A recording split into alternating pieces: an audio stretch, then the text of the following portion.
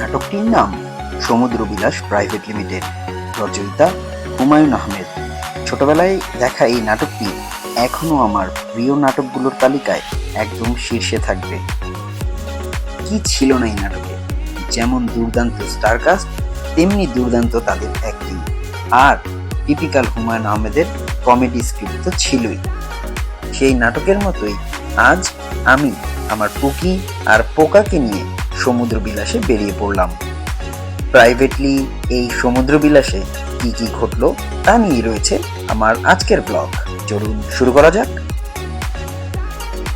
সেই রৌদ্রোজ্জ্বল দিনে Texas city ডাইকে পৌঁছেই আমার পোকা বলল,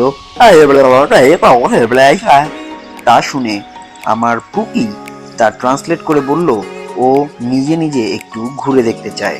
আমি বললাম, ঠিক আছে, ঘুরে দেখো। আমার পোকা সেই মুহূর্তে সৈকতে খেলারত আরেক পোকাকে দেখে তার দিকে এগিয়ে গেল। তার চোখে মুখে ছিল, হে পোকা, আমায় তোমার সাথে খেলায় নাও, এরকম একটা আকুতি।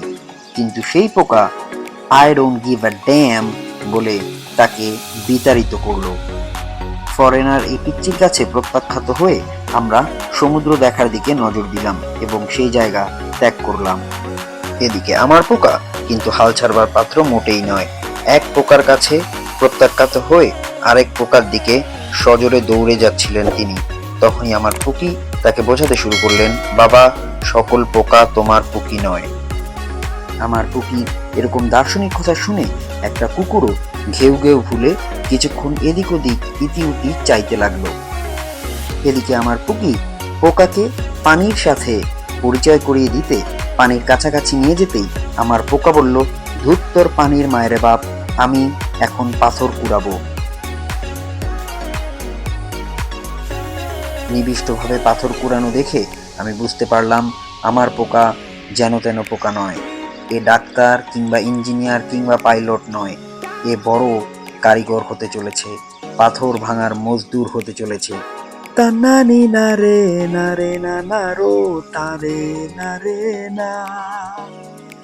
আমার পোকার পাথর ভাঙার কাজ শেষ হলে আমরা তাকে নিয়ে পরবর্তী স্থানের উদ্দেশ্যে রওনা দিলাম।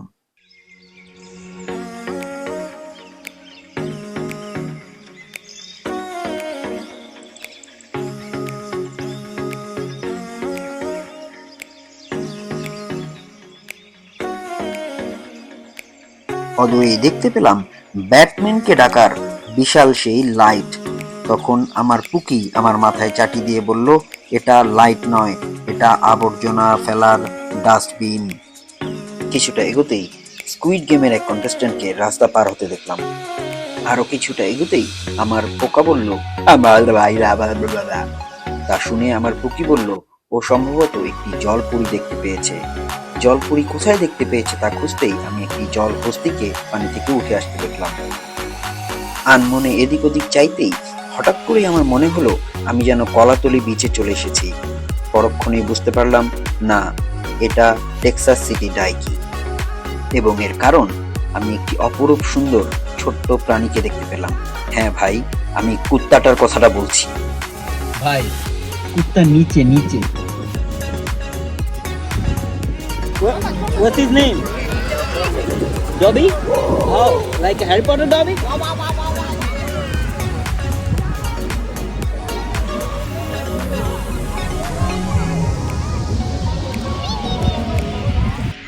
এদিকে কিছুক্ষণ পর ডবি আমাদের হাত থেকে চলে যাওয়ায় আমি আমার পুকিকে বললাম, এই বেলুনটা ফুলাও। তাকে একটা কাজে ব্যস্ত রেখে আমি ডবিকে খুঁজতে লাগলাম।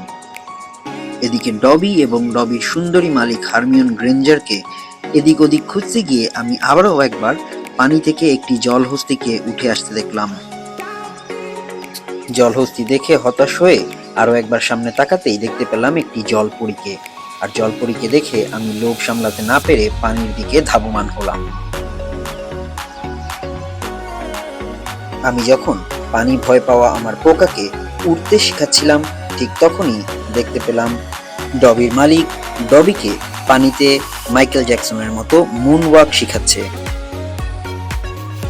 শেষ দিকে বিচে উঠতে থাকা পাখিদের উদ্দেশ্যে তামিল স্টাইলে স্লোমো ভার্সনে চিপস ছুঁড়ে মেরে আমরা আমাদের দিনের কার্যক্রম শেষ করলাম এবং বাড়ির পথ করলাম।